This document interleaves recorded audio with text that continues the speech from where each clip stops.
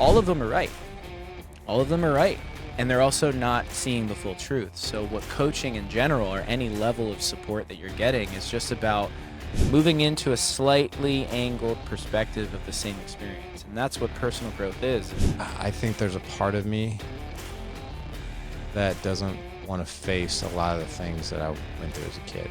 I've been meditating for years at this point. Like, why am I running away from? I'm running away from something. I can see it. This is my purpose. This is my passion. This is what I'm here to do. It took me years to integrate that in my life, to actually start to make different choices. I felt like I had done this meditation retreat. Something changed inside of me, so I could just go and live my life.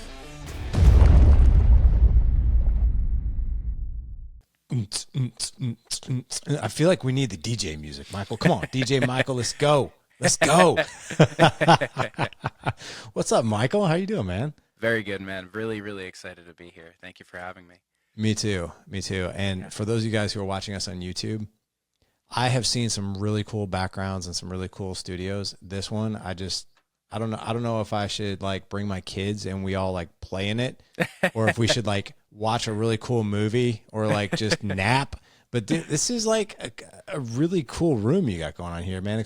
You shared with me what this thing's all about, but I want the audience to hear about it. Yeah. I mean, I appreciate it. It's been years in the making. I wanted, so a lot of my work that I do with people one-on-one, whether it's in the studio creating music or it's actually one-to-one transformational coaching, it's kind of the same environment. I want it to feel homey. I want it to feel inviting, but also like alive, like inspiring creativity, inspiring some level of good energy, positive energy. So kind of what this room's about is a little bit, you can't really see this side of the room, but there's like, everything I have is pine.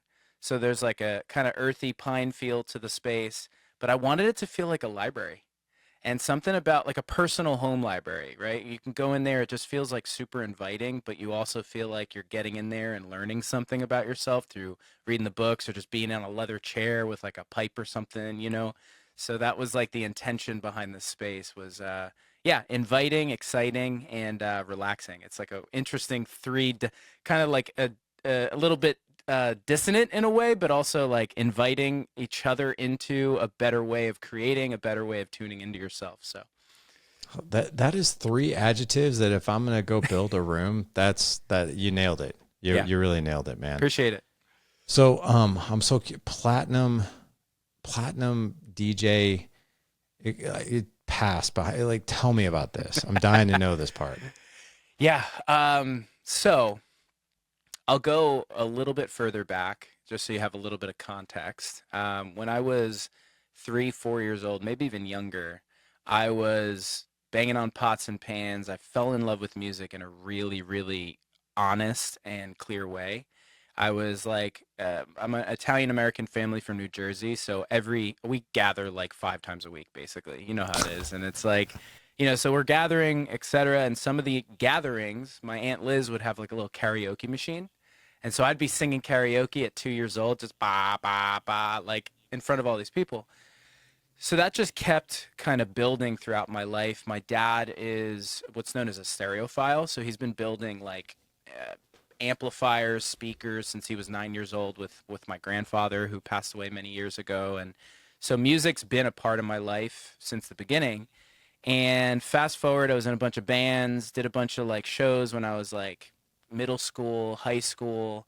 Once I hit, senior year of high school, I got more into partying and I fell more in love with dance music. And so right around, senior year, college, first year of college, I started making dance music. And within a couple years, it started to blow up on the internet.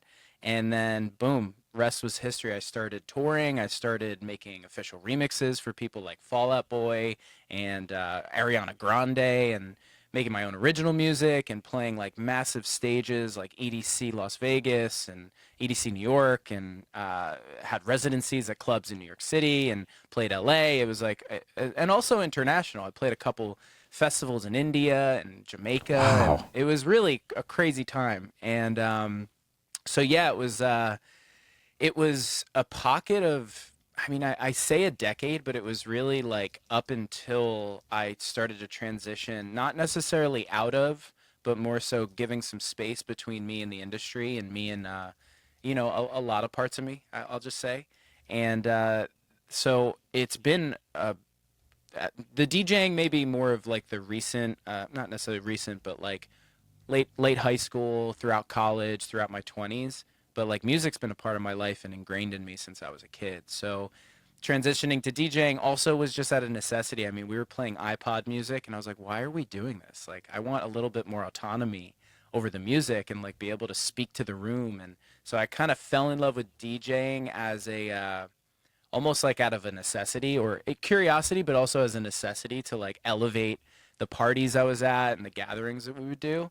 But it turned into something that ended up being a decade-long career, really fruitful career. And yeah, there's so much to be said about that period of time, but it was explosive, man. It was crazy. It was nuts.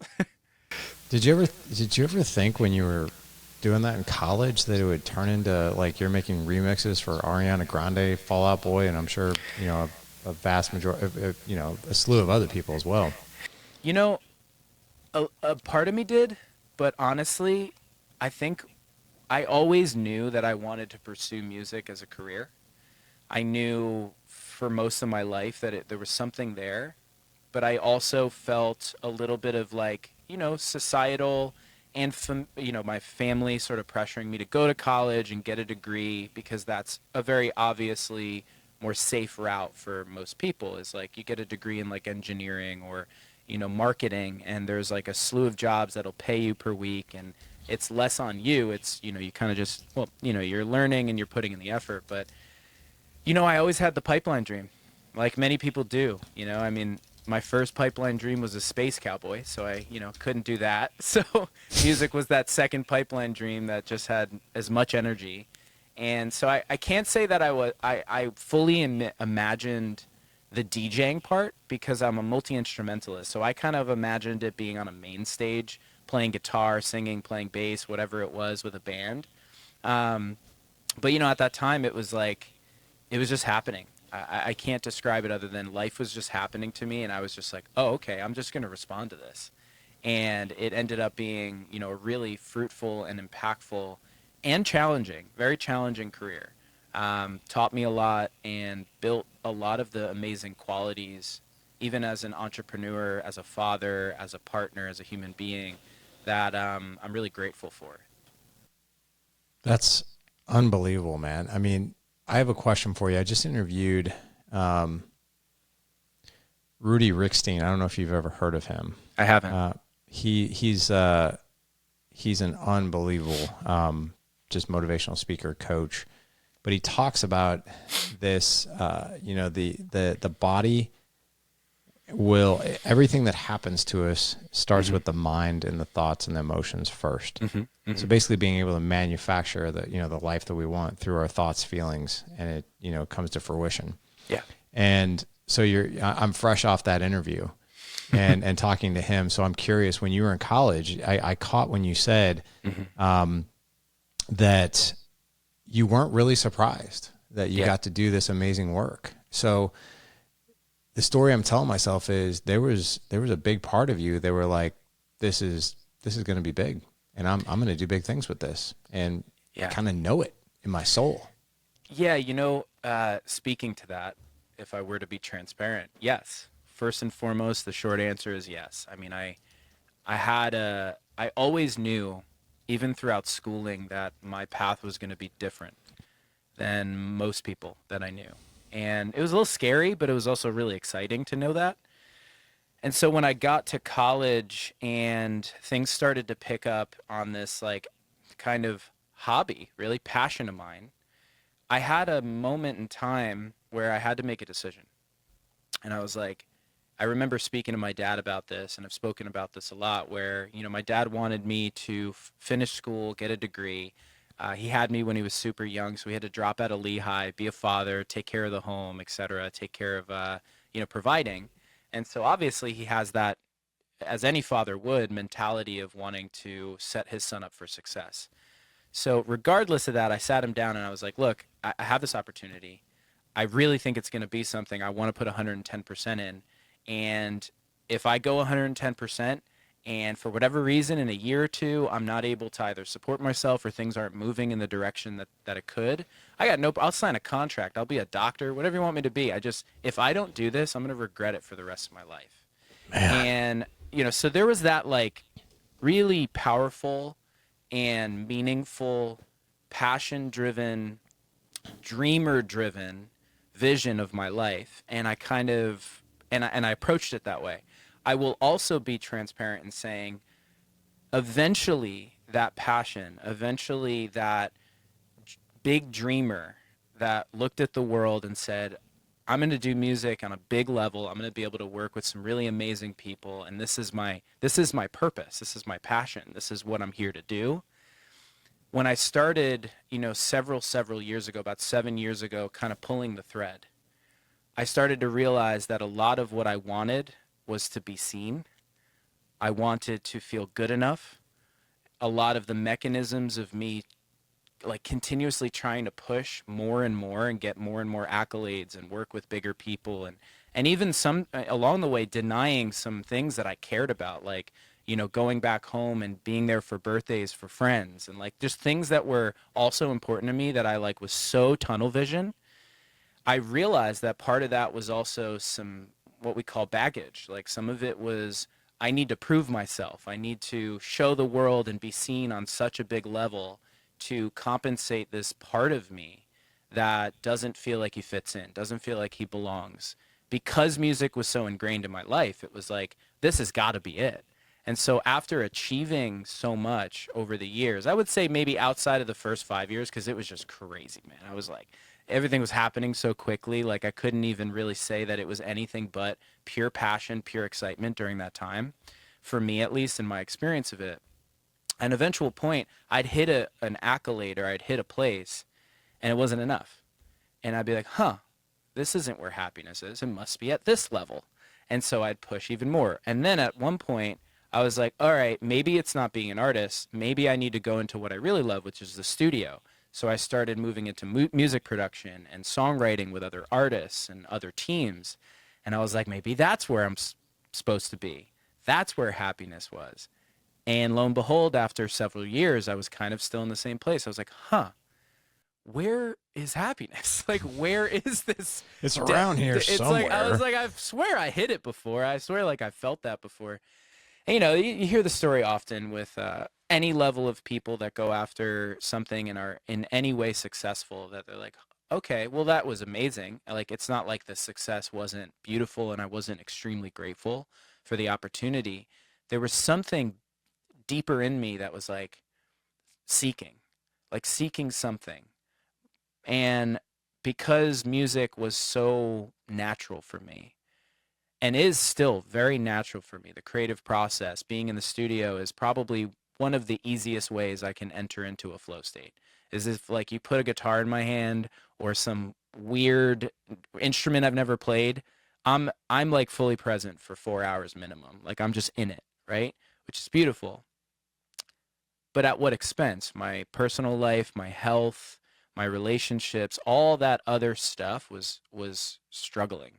I was really focused on making it so badly. And for all intents and purposes I did, right? Like you hear the story oftentimes, like people get to a place where they think is going to be the place, and then they're like, oh, well, maybe it's the next layer, or maybe it's the next level that I'll experience, the type of success where I'll be proud of myself. It's like being proud of myself was like fleeting. It was like there, and then I get into comparison, see other people, what they did. So I started to really recognize that like it had everything and nothing to do with music. It had to do mostly, if not all, of myself, what I hadn't processed, what I hadn't excavated in my mind, the real beliefs in the subconscious and the unconscious that were even like driving some of those behaviors.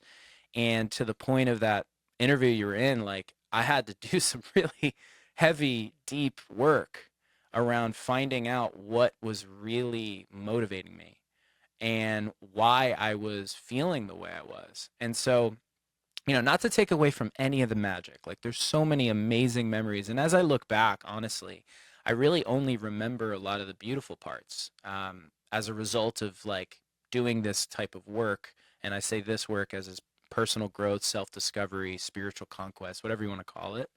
Um, but yeah, it was like I had an undeniable belief in myself in one way, and then in another way, I self-limited.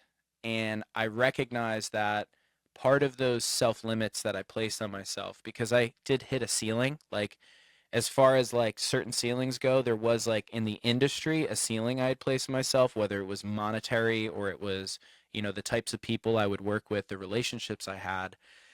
Now I look back with the context and be like, that saved my freaking life. I was drinking 5 nights a week. I was doing drugs. I was partying. I was hopping from either relationship to relationship or sleeping with a bunch of women. Like it was crazy. And had I not placed those limits in a beautiful way, um, I don't know if I'd be here, honestly. I don't know if I'd even be in this seat talking to you. And I definitely wouldn't have my wife. I wouldn't have my son. I wouldn't have the wherewithal that I have, the awareness in general, and would have experienced the unbelievable journey that I've been on over the last 7 years and the types of things that have unfolded in that journey. So it's like it's like a yes and statement, like yes, I was like, I'm going to do this. This is going to be epic. It's going to be the most incredible thing. And then also recognizing like there was some things there that I was running away from and some things there powering some of that motivation to be somebody in the world. Mm. Dude, thanks for unpacking that. Yeah. You just dove right in the deep end of the pool without even me. I always do. Yeah. I figured you would with the kind of work you do. Since this is a dad show, man, you really, really reeled me in when you started talking about the conversation you had with your dad around taking this chance, right? And I think you're a father. My oldest is 19. I have 4 boys, 19, 17, 11, and 8. And I too can be like, oh, like you should take the safe route, quote unquote safe route, which is quite frankly not so safe, but it's like at all. But it's also it's also what we view as like, well, it's a backup plan at least, right? If this doesn't work out, you have something to fall back on. Yeah. And I put myself in your dad's position, but I also put myself in your position. And as a dad, have you ever had a conversation with your dad about that conversation that you had? Because the story I'm telling myself that if I was your dad, there would be a part of me that would fear for you, right? Because I'm like, okay, like I'm a little worried about how your life is going to turn out. As a dad, I want you to have a backup plan, but at the same time, I would be like, hell yeah, dude, go freaking do that. Like, I just love that gumption. I love like just staring fear in the eye and be like, yeah, I'm going to go right through this and we'll see what happens. I'm not really sure, but I'm going to do it. Like I would admire the hell out of that. Yeah, I mean, we literally just recently, the last conversation, because we've had other conversations, but the last conversation was probably the deepest one. He was here for a weekend. It was just him. My parents split up when I was 19, and he remarried several years later. And oftentimes when I've spent time with my dad, it's been, me going home to New Jersey or him visiting with his partner or other people. It's always a crew of people, and I rarely get one-to-one time. So I was like, Dad, come out for a weekend. My wife's going to be at her mom's. Like, we can spend a lot of time. So we actually talked about this. We were sitting on the dinner table in our kitchen. And, I was like, there was various different depths of the conversation. But one of the things that he said to me was like, and I relate to this, is like, I think inherently every father wants the best possible thing for their son or daughter. And I Amen to think that. inherently, we also really want them not to make the same mistakes. So in a way, Exactly. we kind of like, mold them as best we can, as or maybe sometimes in a more shadow way, like don't do what I did, which is beautiful and also limiting to their own experience. So he always supported me. Like it wasn't ever a lacking of support. I remember one time when I was I think I was 14. I had a garage where I do all my band practice in, which he decked out for me. And then we had an old sliding door, just a piece of glass.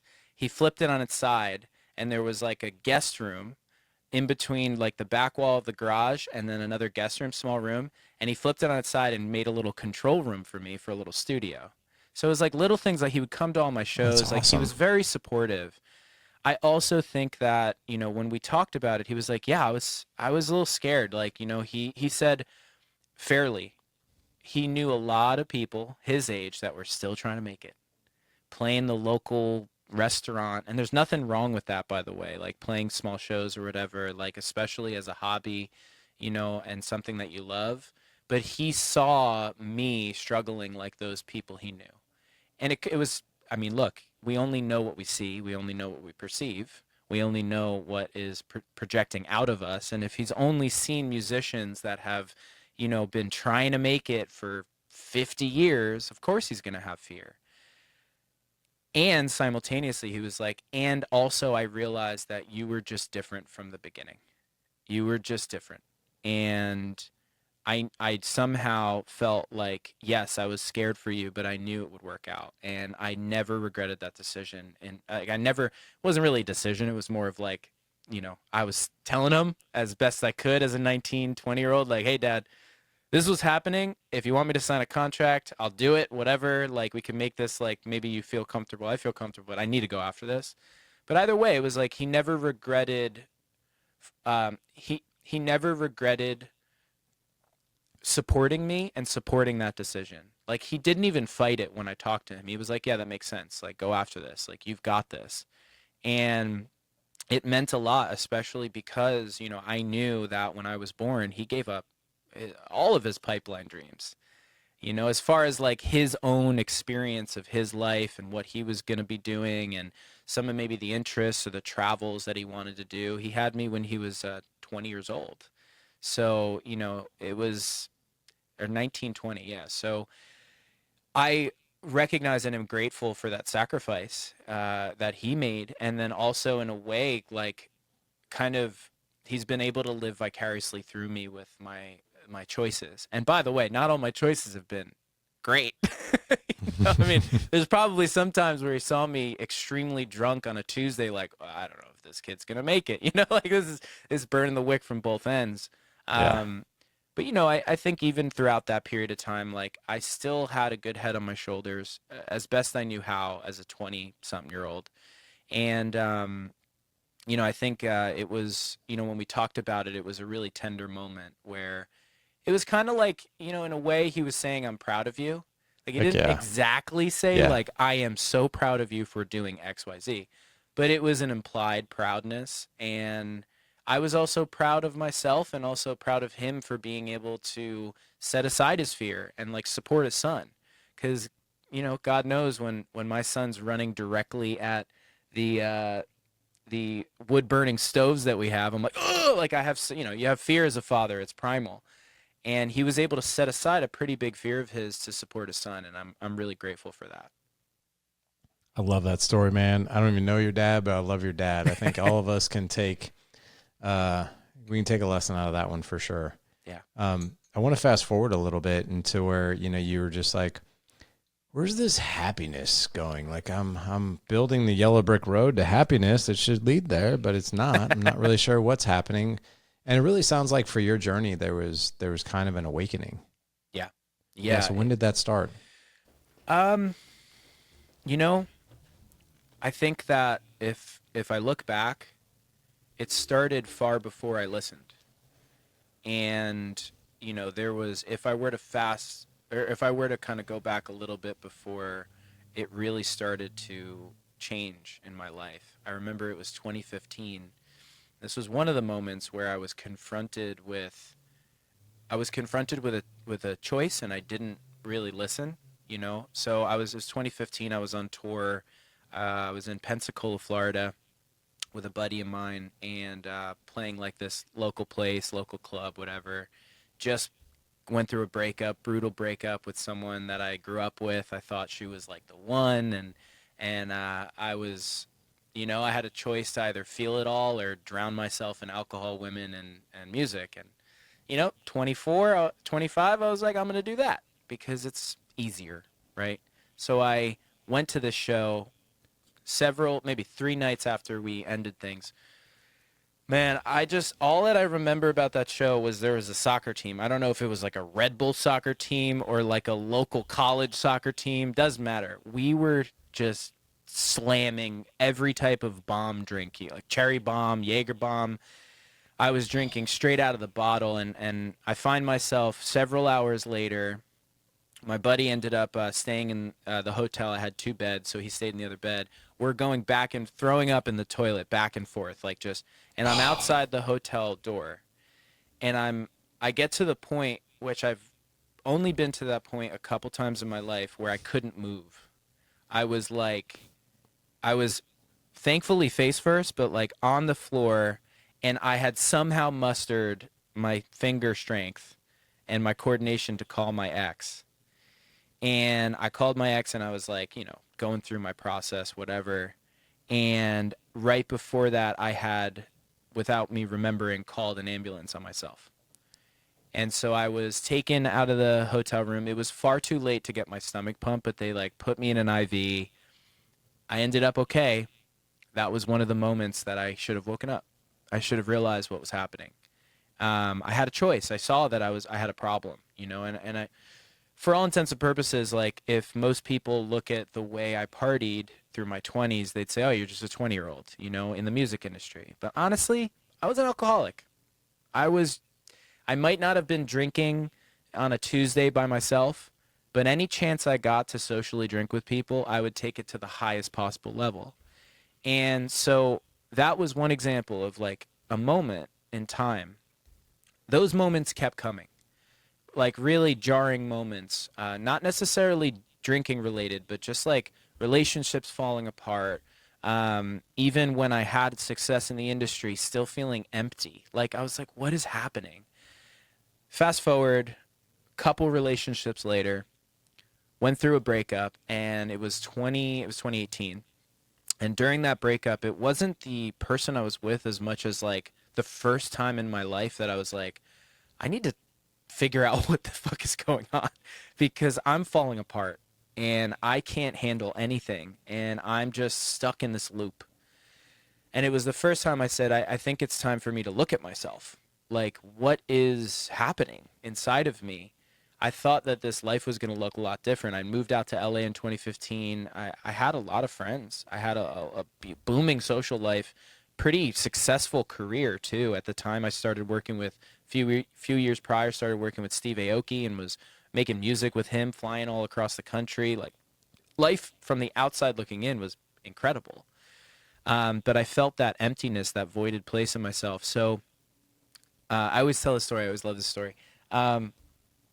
Opened the door on a random afternoon, and this gentleman who was subletting a room in our home in Hollywood is right in front of me, and his name's Marco Hansel, and he's glowing. This gentleman, it looks like he's just like so excited and so vibrant, and like just something about him was just epic, unbelievably epic. So my first, and can't judge myself. I was like, "What are you on right now?" I was like, I'm thinking he's on some new designer drug or something. Like what are you popping to feel this way? He was like, "Bro, I just got off of a silent meditation retreat in Thailand." I'm like, and I had meditated a little bit. I just started using a little bit of Headspace. I'd done some Reiki sessions here and there, just like sprinkled. It was more like I don't feel good. I'm gonna go do this. Oh, I feel better now. I'm good. I don't need to meditate again.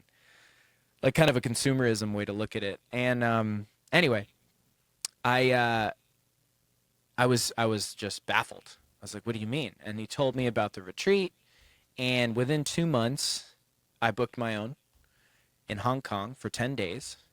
I wanted to pick a place where I wouldn't run into a single person I knew, a place I'd never been to, and a place that no one, at least like, there's people that speak English, but that wasn't the first language.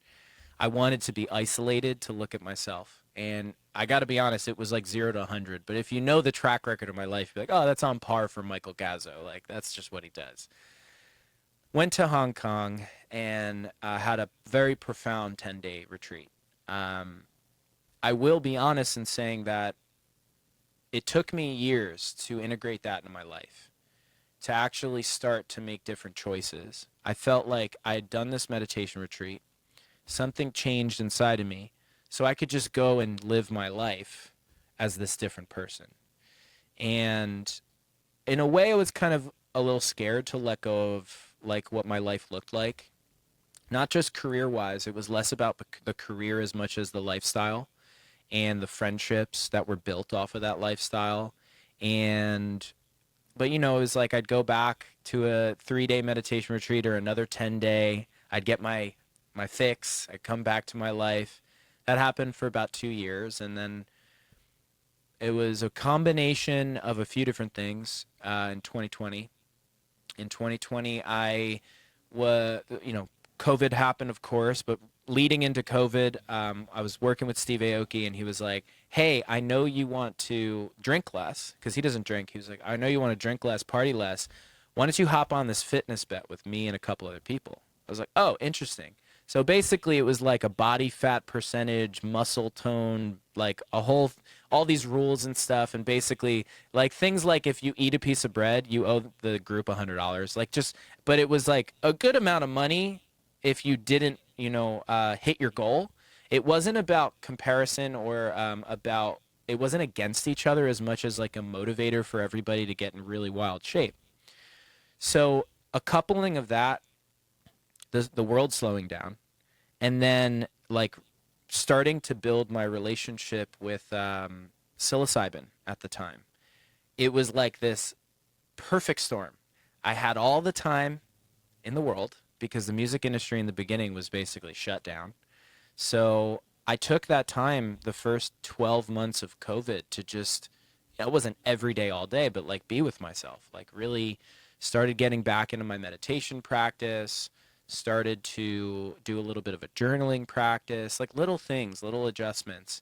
I went on a 8 or 9 month, I can't even call it a microdose journey because I was just randomly dosing myself for 9 months, and it was profound. My intention was presence. My intention was awareness about what was really alive in me. And I was already eating healthy. I was already drinking less. So during COVID, I think I drank like 5 times as opposed to 4 or 5 times a week or 3 times a week, right? So it was a huge difference there. I had a lot of space. And that was during that period of time, that was like when all the work that I had started years ago started to shift how I was viewing myself and how I was making decisions in my life. It started there. And from there, it's just compounded. Like, it was like seeds were planted. It was all personal growth and development was always in my field of vision. I had been invited to so many different gatherings and so many different types of frameworks and, healers and whatnot. But, I was just like, it's not for me, blah, blah, blah. And then I just went head first. And I just started, I went down to Peru and sat with the Shipipo Canibo with the ayahuasca tradition. Um, I did a bunch of different trainings from theta healing meditation trainings to breathwork trainings to neurolinguistic programming and breakthrough sessions and hypnosis and, you know, darkness retreats. I mean, it's like it just caught on like Darkness what? retreats? What's that? Yeah, it's it's what it sounds like. It's Did you just say in the dark? in a cave in the dark In a for cave. by yourself for however long you want to. So wait. You're in a cave. Cave or a structure that's built in like the side of a hill, anywhere that doesn't have any light. How long were you there for? The first time 3 days. The second most recent was 4. Was that torturous in a way? The only part of that was, if I were to define it as torturous, is being in my own mind for that long. And the experience of the dark, like the actual being there, was quite cathartic. There's something about having nothing to do, nowhere to go, when you can settle into the space that's really profound. It's like almost like you're being held by the dark because you don't have any spatial awareness, you don't have any awareness of time really. So it's like you're kind of suspended and it's just you and you. It was the hardest thing I've done, definitely, But again, it was just me and me. Like it wasn't something about the dark. It was just me facing me, and there's a lot of me. It's a lot of me, brother. Dude, that sounds like terrifying to me. Most I'm people not say gonna that. lie. Like Most that just people, sounds. most people are like, you're. A lot of the decisions I've made to learn about myself and to grow are the. I get that answer a lot. You are out of your mind. Wow. Wow. Wow. Wow. Yeah. So the 10-day silent retreat, I'm curious about that. Was there any part of that that was guided as far as like, here's your manual, like go Yeah. do some work type thing? Okay. So it wasn't Yeah. like you show up and like everybody's just quiet. You just kind of like sit there with your thoughts type thing. No, no. I mean, there are definitely like silent retreats that are just like you go in for a weekend and you're off of social media and it's just you just kind of going through life, being with yourself. This was what's called Vipassana, which is it's basically means like it's an insight meditation. And the last known teacher passed away, I think in like 2007 or something. A really long lineage, 2,000-year-old meditation practice. It's said, quote unquote, that it was the last meditation practice that moved Gautama into Buddhahood. And so that's like a part of the story. But the story aside, yeah, it's guided through recordings. So you could technically do a retreat on your own time in your own life.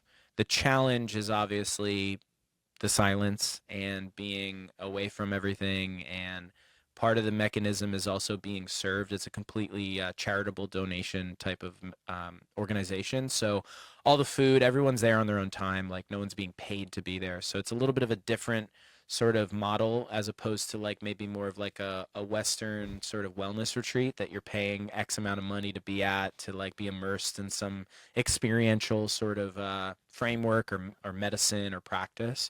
Um, but yeah, it's definitely it's guided, but you're spending 10 hours a day for 10 days meditating.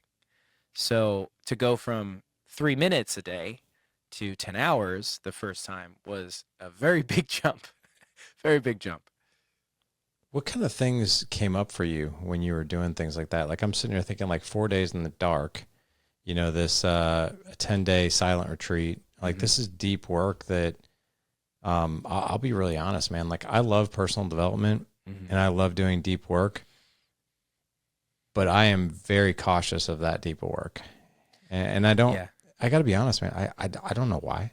I don't know. Yeah. I don't know Yeah. if maybe some of the things like I don't know, maybe as I talk about this stuff out loud, like I think there's a part of me that doesn't want to face a lot of the things that I went through as a kid. Yeah. And Yeah. I like to relive it, I think would freak me out. Yeah. I I don't mean, know. I don't blame you. And that's why, even as a coach, I have never convinced anybody to do anything because the type of things that I've uncovered in myself, though I know how profound they've been and integral they've been, and how I'm able to serve the people around me and how I'm able to step in as all the different roles. I don't blame people for feeling like fearful of that. Honestly, we'd probably have to do another 12 podcasts to unpack all of them, but I can tell you some of them, some of the deeper realizations. The first big realization in the meditation retreat was sitting with the guilt that I carried around my sister. My sister, she's younger. She's about a year and 9 months, I think, younger than I. And when I was about 14, my sister tried to take her own life. She was about 12, 13, and I walked in on it, and it was extremely, Oh my gosh. it was a very big turning point in in my own awareness of like, you're a kid, even as a teenager, you're like, and I had lost people. I had lost like friends to freak accident stuff and family members, but like you kind of always feel like everybody but our family is going to kind of go through that, at least our nuclear family, like you won't have to touch something like that for a while. So to be confronted with mortality in that way, a couple things happened for me. As an older brother, I got hyper vigilant. I wanted to do everything I could to help her fix her, etc. And so part of what came through for me during that meditation retreat was sitting with the guilt that I had harbored about the type of brother I was up until that point. And I'm talking like I was never like, you know, like super brutal, I would say, in context to like how most family members operate. But I can say that like, yeah, just like little things like making fun of her weight in front of my friends, like just all that stuff as a kid, harboring that guilt, and then throughout my life, never being able to like fix her, never being able to really help her. I mean, it was really from 12 till 30, which was, not too long ago, 3, 4 years ago, that she was in that state. Not necessarily suicidal ideated, but like all different sorts of problems and that she was struggling with. So, yeah, that was the first thing of me sitting with my guilt.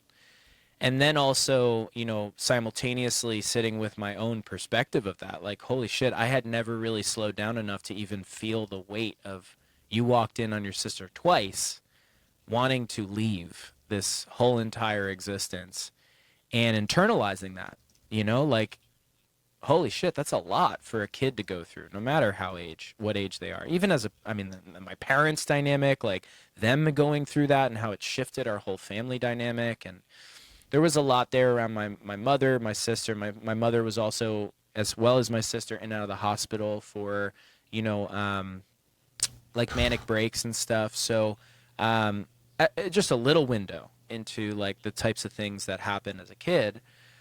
But, at an eventual point, like not to say that you don't work on your own stuff, because you're always working on your own stuff, but I think more recently, over the last 2 to 3 years, there has been a much deeper sort of awakening or awareness that's built in me that's beyond just me as a human, me as like Mike, talking more when we talk about like a unified field, a oneness, like God, whatever you want to describe it as, spirit, universal energy. Whether it's in the dark or it's in medicine ceremonies or it's in coaching containers I've done where I've been the client, um, as well as traversing things like first darkness retreat. I gotta be honest with you, is around fatherhood. I felt I was 3 months into being a father, and I started to notice like my mind, like if someone was watching, they wouldn't be able to tell that I wasn't present. But my mind, after like 30 minutes, would go somewhere. Like whether it was like a to-do list or it would like leave this precious moment with my son. And I was like, what is this about? Like, I've been meditating for years at this point. Like, why am I running away from, I'm running away from something. I can see it. And I sat in the dark and I realized in the dark that it was resentment. I had a very subtle, unconscious resentment because my son was getting the love from my wife that I needed when I grew up from my mother, and also was getting the father that I wish I had from me. And so that part of me was like, I don't want to be here. Like he was pissed. And so I had to sit with that and almost like hold that part of myself, which was really challenging, really challenging. So, I've traversed and moved through a lot of personal stuff, and then also like on a more kind of esoteric, mystic, cosmic level, like really been able to experience some really profound and magical, straight up just magical things. Um, but I think what really always tends to be the most profound is when I'm able to sit with parts of myself that are really deep, like really, really lodged in there, like parts of me that were really scared as a kid, parts of me that were, you know, just desiring for a home, somewhere to feel at peace and felt like I belonged somewhere. So however it shows up, this work, I am so dedicated to it, as you can probably tell.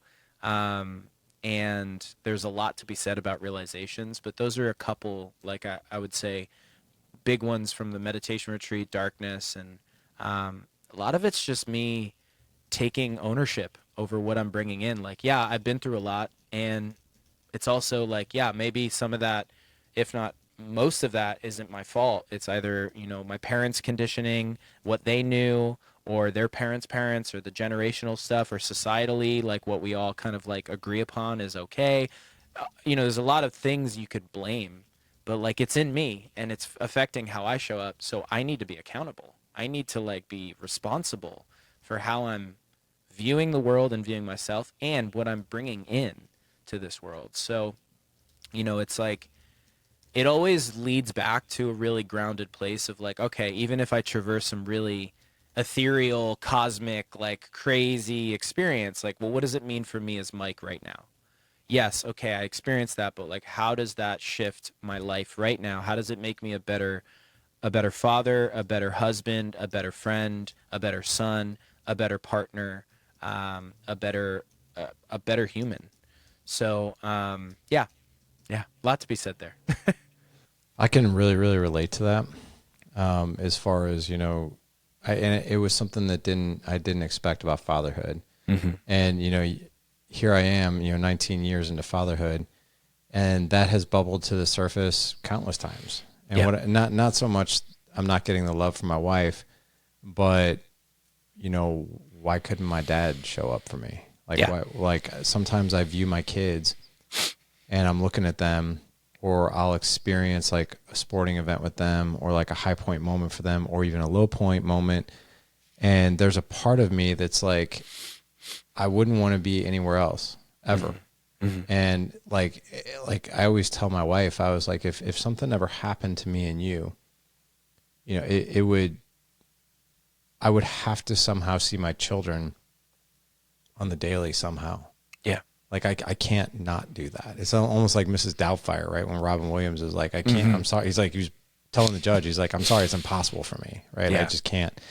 And for my dad, like my dad left not once, but twice. He Mm-hmm. left when I was born, and then he left. I was reunited with him when I was 12, Yeah. and he left again. And I was like, I have an 11-year-old right now. Mm-hmm. And I'm sitting there thinking like, I'll put him to bed, and I'm like, this age in particular, man, it's like, it's freaking magical. Mm-hmm. Like they're turning into like this little man, Mm-hmm. and they still just want to be around you every minute if they had the choice. Yeah. It is like unbelievably a magical age. And my dad walked at that age. Yeah. And there's a part of me that where I'm just like, what the hell, man? Yeah. You know what I mean? So I totally understand that. And I just want to share that with you because I think a lot of guys to some degree go through that, but it's one of those things that we don't really talk about with our buddies at the bar Yeah. or That's like like anywhere. what I was saying, like this, even beyond societal, like what we've agreed upon as the male archetype is bullshit.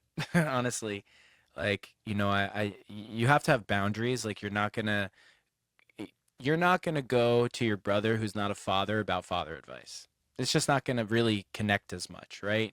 You're gonna go to some of maybe your friends who are already fathers doing it in a way that you see is really profound because there's a resonance there. So yeah, boundaries are important, but like, first off, the first thing that comes to mind before I get into that is what a beautiful way to turn pain into purpose. I mean, holy cow, if we only become victims of our past and that's all we are, then all we are is going to create more victims. But when we own it and we're able to recognize it and be with it and integrate it and acknowledge it in any way, it doesn't need to be in a darkness cave. It's just literally the beautiful, transparent vulnerability you just shared right now. It's like those sorts of moments, like owning and recognizing there's still a part of me that's wounded from that, but it also powers me to be the best freaking father in the world, to give my children everything that I couldn't get from the people that I needed XYZ from. And and then as far as like one thing that was really hard for me, I'll be honest with you, well before I became a father, was starting to change so drastically that I started to realize that I actually did need brothers I could talk about this stuff with. Yeah. I really did. And, now becoming a father, now it's also apparent to me that I have some brothers that are already fathers or becoming fathers, so I'm excited about, especially the fathers to be, to be able to sit in that space. And I always laugh. I'm like, I got a few close brothers, like, all we got to do is just sit in a circle, smoke some tobacco, and not even say a word. We just know, like you just, that type of support. But having brothers that are there and willing and having the courage to be vulnerable, to be raw, and also call you out. Like a brother of mine said, if you go to a brother about your relationship problems and they take your side and not your partner's, they're not the brother you should go to, because they're not calling forth the highest level of your masculine in that sense. Now, look, I'm not saying if your wife is punching you in the face every day, like, of course, there's limits. But I mean, like, most of us who have beautiful, amazing partners and want to and continue to grow alongside those partners, I want my bro to take her side. I want him to call me out on my bullshit. I want him to be able to hold that, my vulnerability, but also be like, okay, so like, look, you're not showing up in this way, maybe what she said, or even asking questions like, is it that what she said opened this up in you, and maybe there's some truth to it. Like, that's the type of brother I want around me. So part of the challenge for me around that, well before I was a father, was recognizing that I didn't have that in my life. And that growing pain was probably the hardest one, definitely, because you know we already feel innately alone a lot of the time, because it's just us and our minds a lot of the time, and we have mechanisms unconsciously that our our our identity, our ego, wants to be noticed and have meaning and purpose and also have connection. So it's like normal for a lot of us to traverse that feeling of loneliness. Now you add in you're lonely in the walls of your own life and you got nowhere to go. I mean, that's a whole other depth of loneliness. And I Mm-hmm. felt that. I felt that. And me being around more people that were willing to have those types of vulnerable, raw, and tender and accountable conversations, it didn't like fix loneliness or something. I still have those feelings time and, here and there, but I feel more held by my life now. And I feel like no matter what I unlock in me, one, I'm equipped to be with it. And two, if I'm for whatever reason needing support because I feel like everything's crashing down, I got really strong people around me, both brothers and sisters, that can help and be there. Um, so yeah, I mean, I wanted to just go right out there and call out just that male archetypal like BS can't go to the brothers for like really deep shit. Like, what are we brothers for? I really I wanna hold that altar and hold that pillar, because it's been unbelievably monumental in my life to find people like that. Yeah, in our community, we call that calling you forward. You know, Yeah, yeah, because that's what we do. I agree with you too. Even if I don't agree with a certain perspective, because there are parts of, I think, our experience and our situations that hmm even if explained, somebody may or may not completely fully understand. But I would say probably 90% of the time, 95% of the time, they're dead on, hmm right? They're yeah, dead on, and it's the yeah, stuff that we can't see. yeah, And and we need those people in our life. I always say, man, like, if you want to live a fulfilling life with the right people, it's not the people that you're drinking with at the bars. hmm It's just not. Like, I mean, don't get me wrong. Like, those relationships, like, they're great every now and again, hmm right?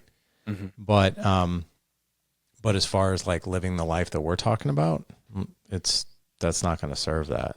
yeah, I think I think a lot of guys though think that's what it is, well, yeah, right? that's what they've been sold and Right. told, and what they've modeled based off of what they've seen. And look, I I'll tell you a bachelor party story because this will give a great example of how you can have all of it. We were at a bachelor party for one of my close brothers who's about to be a father literally any day now. And we only went over to SF. It's like 2.5 hours, got a little spot. We kept it pretty chill. And most of us don't really drink as much as we used to, not nearly. But every once in a while we'll have a nice like old fashioned, whatever. And he was like, I really want to just have some old fashions. We're like, cool. Okay, we got a good bottle of whiskey. One of my friends is a Michelin star chef, so he's just dicing up a nice drink for all of us. We're sitting outside smoking our pipes with sacred mapacho, reading a book called Gene Keys, which is basically a paradigm of understanding self-development and who you are, while also simultaneously laughing uncontrollably about, I mean, you name it, you think of the most, my wife calls it waste of breath. Anytime that me and my bros are laughing about nonsense and just like you get into that space, which you usually get to have with the drinkers at the bar or whatever. You just get into these really playful, silly states. We're traversing through self-developmental. People are going through processes around crying about their past. We're laughing and we're drinking and we're smoking and it's all happening. It's all happening at once. And at that same rate, I also have people in my life that I know, okay, this is what I go to with you for. This is who, this is, I know how deep our relationship is, and I'm okay with that. I don't need you to be more than what you are, and I don't need to be more than what I am as far as what's showing up. So those boundaries are important, but I do feel like, dude, the suicide rates for men are the highest.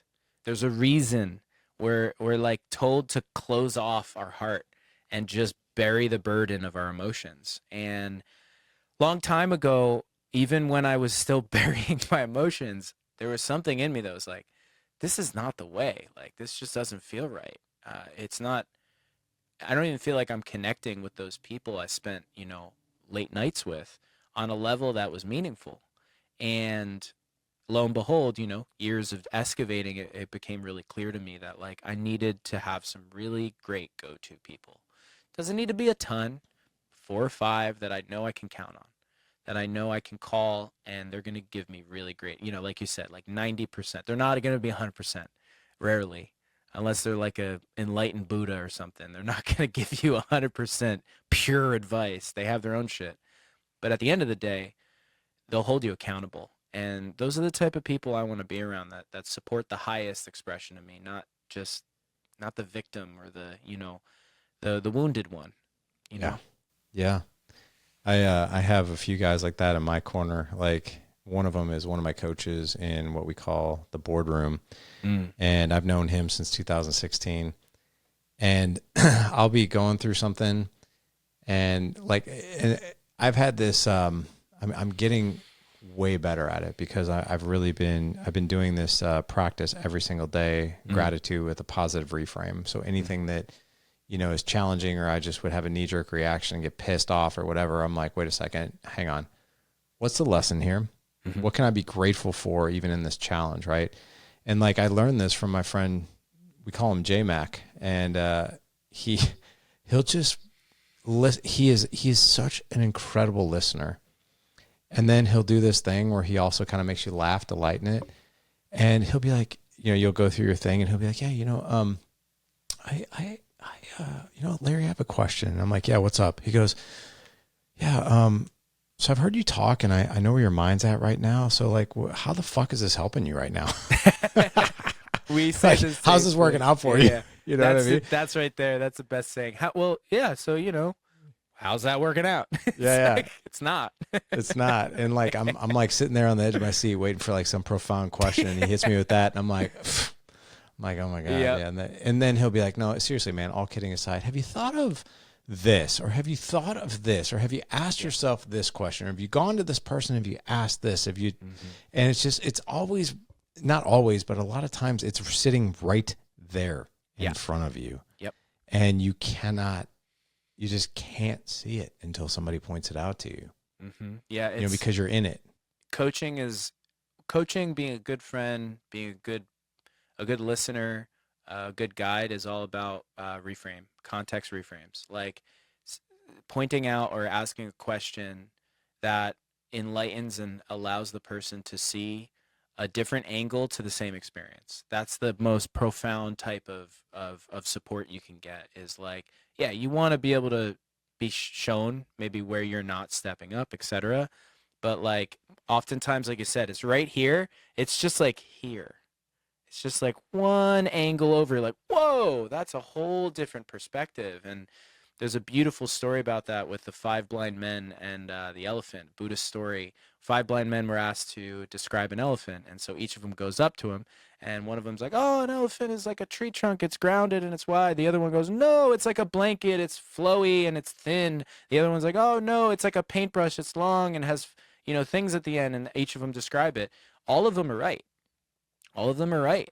And they're also not seeing the full truth. So, what coaching in general or any level of support that you're getting is just about moving into a slightly angled perspective of the same experience. And that's what personal growth is. It's just maybe even a little higher or a little more in it, whatever it is.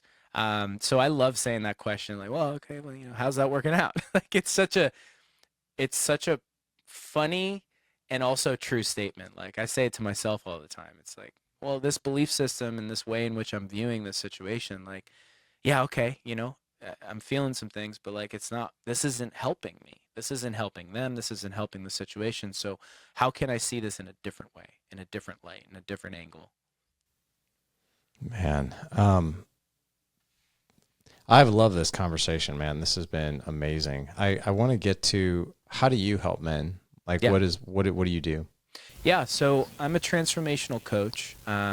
It's a fancy word for I work with people for in different varying containers. I have a group program that I launched in January, and I don't only work with men. I work with about 50-50, and my biggest thing is helping people unlock their hidden potential through recognizing what is it on an unconscious level, what beliefs, what values that are sort of out of whack, what are you believing about yourself and the world around you that's holding you and stopping you from showing up fully. Like, we all wear masks, we play roles, but we also put on masks in those roles sometimes. And so it's about creating a clear path between what you unconsciously believe and what you consciously desire. And when that happens, people's potential is complete. We are so much more capable than we realize. So, a lot of the work I do is in the unconscious space through breath work, through NLP style release techniques and MER and the breakthrough session. And so predominantly how I work with people is one-to-one coaching. One thing I found out a long time ago is it takes consistent effort over time to see real change. And so I don't do like one-off sessions because, I like being a nodal point on people's journey, but I also really love seeing someone actually transform and change. Not have an experience, but like really shift in their perspective about their life and themselves. So a lot of the people I tend to work with are, it's a kind of lately it's been kind of all over the place with ages, but it's often people that are recognizing that they're talking really terribly to themselves, that there's something self-limiting in their life, that they're looking to uncover, release, clear up, clean up in themselves. Maybe it's preventing them from showing up in their work life, or just generally preventing them from showing up in their relationships. But it's all around relationship with self and a sense of meaning and purpose and authenticity. So yeah. Wow. Well, how can people find you? How can they connect with you? Yeah, easiest way would be I answer all my DMs. So Michael V Gazzo at Michael V Gazzo. Ton of videos and stuff if you're interested in some content and looking at all that. The other easiest way would be through my website. I have a couple different explanations of some of the things that I do. Although I do discovery calls with the people that I work with, so you can book a discovery call through an application. That's a way for me to know that people are serious about the work, is like taking time to like, here's where I'm at. So my website, www.michaelgazzo.com, is a great place to contact me. My email is associated with that too. So if you hit the contact button, you'll be able to just directly email me. But those are the two main ways that people tend to interface with me and get in touch with me. Well, that's awesome, man. You're doing great work in the world, and I love the fact that you've put so much personal work into this. You've done things that I think would scare most, as we've talked about. But it also shows like how dedicated you are to this work, and I mean, you're living proof that the work does pay off. I mean, look at the life that you were living and what was going on, and look at what's going on now. It's just, Thank it's you. fascinating. Yeah. I appreciate Um, that. you bet. Gents, we're going to have all the links for Michael in the show notes. If you go to thedadedge.com/527 for this show, again, thedadedge.com/527 for this show, we'll have Michael's Instagram in there as well as his website. I really appreciate you coming on. This was a lot of fun. And I loved hearing your story. Thank you for having me here and asking amazing questions, receiving, and it was a lot of fun, man. I'm excited. I hope we can do this again. It was a great conversation. Me too, brother. Me too. Thank you again.